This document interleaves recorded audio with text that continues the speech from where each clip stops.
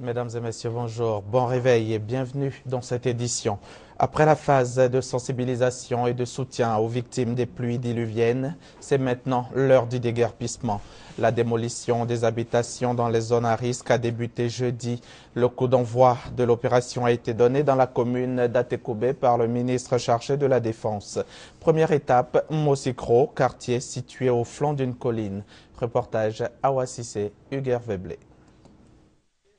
Le mois de juin 2014 a été marqué en Côte d'Ivoire par des pluies diluviennes causant des inondations, des glissements de terrain et pertes en vie humaine dans de nombreux quartiers d'Abidjan. Le gouvernement ivoirien, après avoir sensibilisé et soutenu les sinistrés de ces dernières pluies, passe à la phase active de démolition des habitations à haut risque. L'opération a été lancée jeudi par le ministre chargé de la Défense Paul Kofi. Dans la commune d'Atekoubé, le quartier de Mosikro, situé au flanc d'une colline à haut risque d'éboulement, est la première étape de cette opération. Suivront les communes d'Abobo, de Yopougon, de Koumassi et de Cocody. Donc à partir de maintenant, ils vont passer dans ces quartiers pour faire ces opérations. Mais en même temps qu'on fait ça, on est très conscient qu'il faut aider les populations. C'est pourquoi le gouvernement a prévu des kits financiers, 150 000 francs par ménage.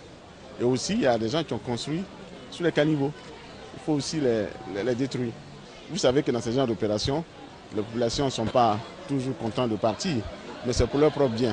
Vous voyez, on ne peut pas non plus regarder les populations mourir. Le gouvernement a une responsabilité. Les populations des zones à haut risque seront délocalisées vers des sites sécurisés, une opération à laquelle elles sont favorables. En tout cas, c'est comme moi je demande à la population, on n'a qu'à s'entendre tout.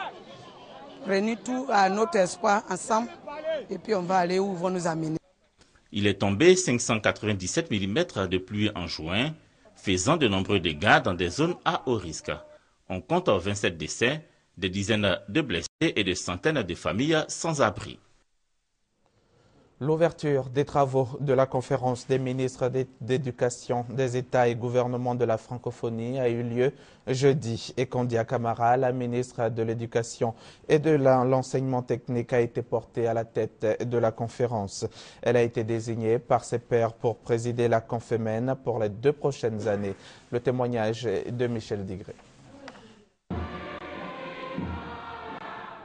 L'hymne national de Côte d'Ivoire chanté à l'unisson à la 56e session de la conférence des ministres de l'éducation des pays ayant le français en partage.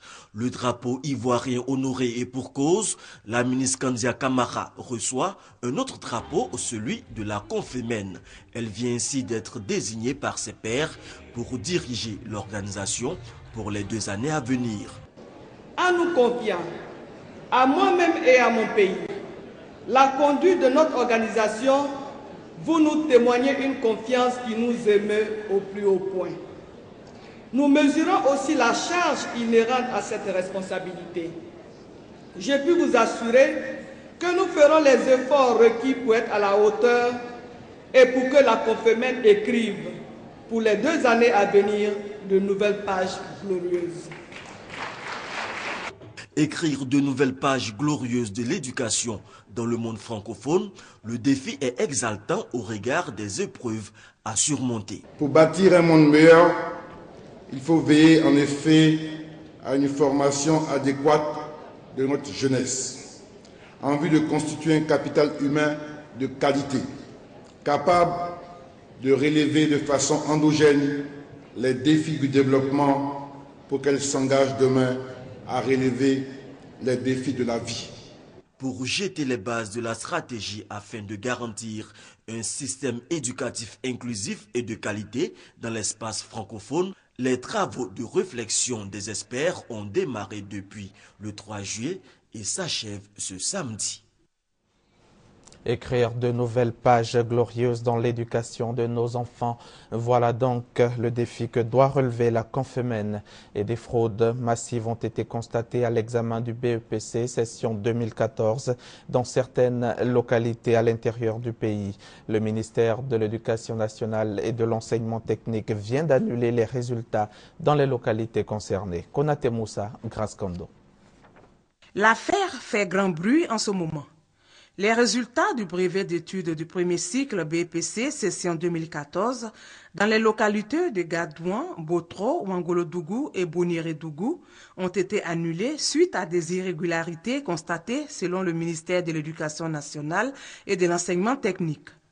96,20% à Gadouan contre 49,95% en 2013, 94,51% contre 58,03% en 2013 à Botro, à Ouangolodougou 95,91% contre 21,76% en 2013 et 21,35% en 2013 à Bonirédougou contre 93,92% cette année. Des chiffres qui font peser des soupçons. Il a été constaté de graves irrégularités, de copies conformes de candidats dans plusieurs matières, l'utilisation de feuilles de composition différentes de celles de la présente session, le non-respect du barème national par certains correcteurs. Tous ces éléments de preuve montrent que la fraude est belle et bien établie. Suite à la reprise des corrections, la nouvelle délibération donne 59,40% à Gadouan, Botro 49,90%, 60,05% pour Ouangolodougou et 35,35% pour Bonirédougou. Des nouveaux résultats qui retirent plusieurs élèves de la liste des admis. L'arrêté interministériel relatif aux sanctions en cas de fraude commise par les candidats et acteurs, en son article 8, qui prévoit ceci.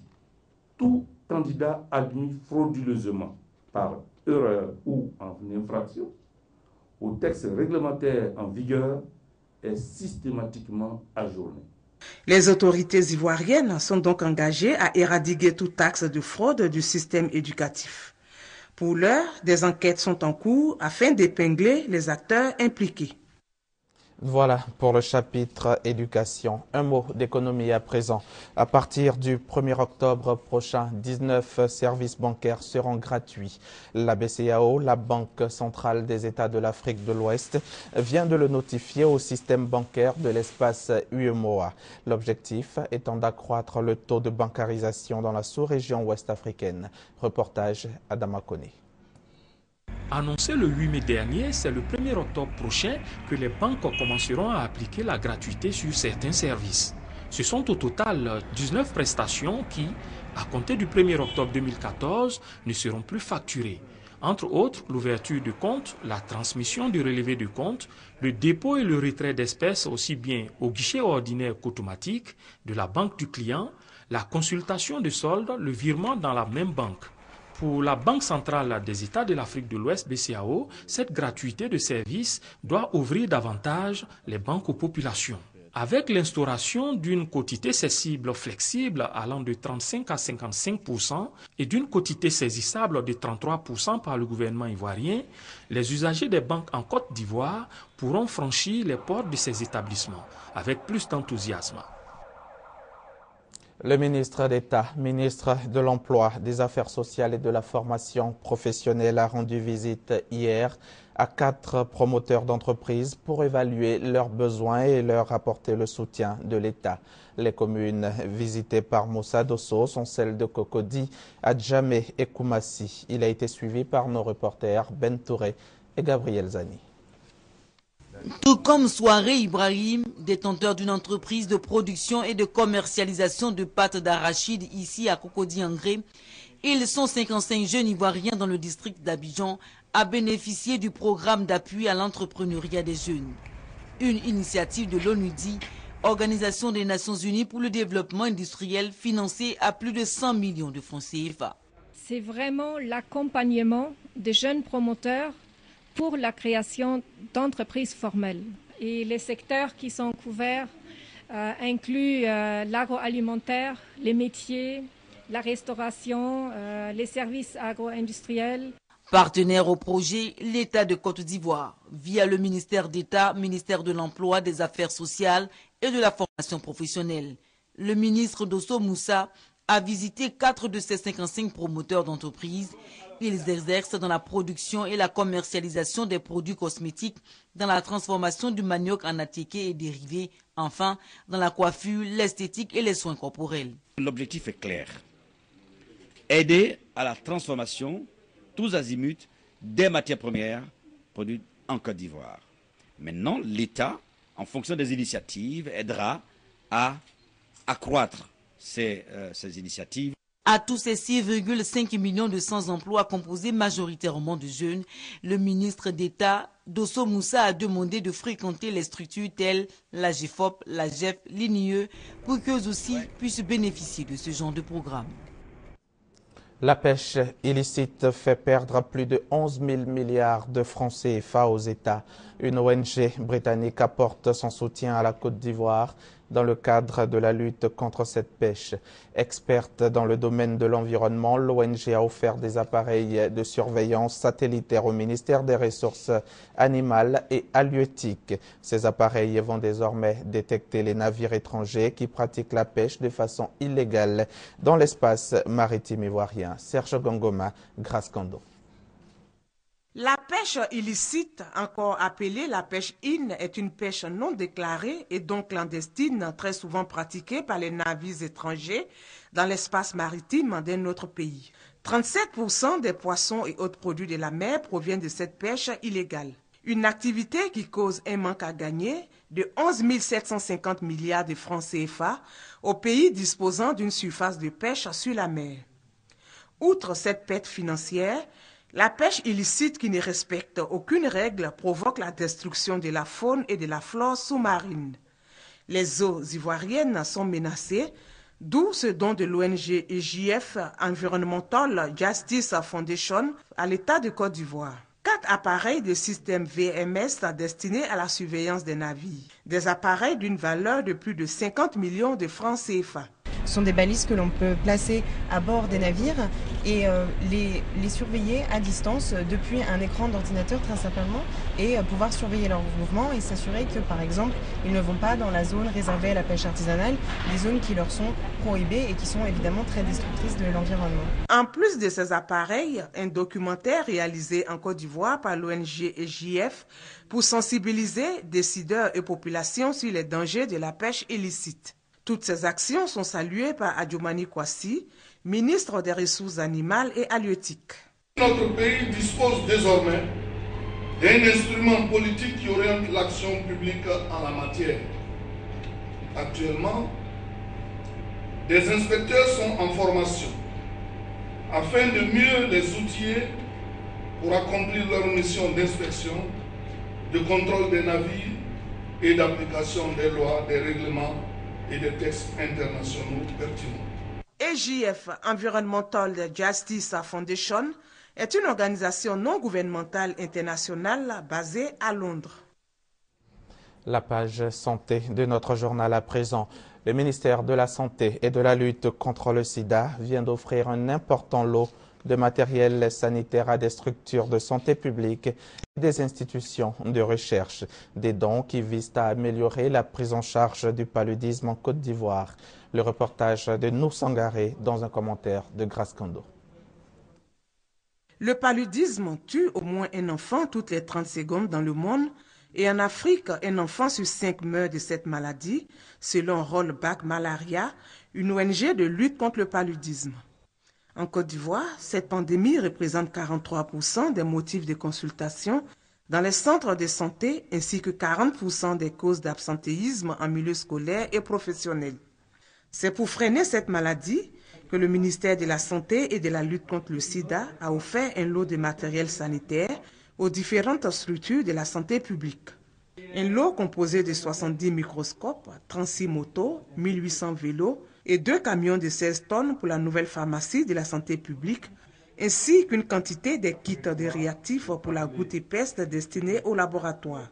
Valeur totale à plus de 242 millions de francs CFA. Avec toutes ces motos, avec tous ces microscopes, le diagnostic sera fait rapidement, partout et gratuitement. On n'aura plus besoin de demander aux parents et aux malades de payer pour la goutte épaisse. C'est une nouvelle stratégie qui arrive et que les agents de santé vont aller jusqu'à dans les domiciles pour communiquer avec les patients et les habitants. Je pense qu'on aura vraiment un impact important sur le paludisme, surtout en ce qui concerne les femmes enceintes et les enfants. Ce lot de matériel va permettre à ces différentes structures sanitaires d'être performantes. Nous sommes très contents parce qu'avec cette moto, les agents de santé communautaire pourront aller même dans les villages les plus reculés pour pouvoir prendre en charge les malades. Ce sont au total 52 districts sanitaires qui bénéficieront de ces dons.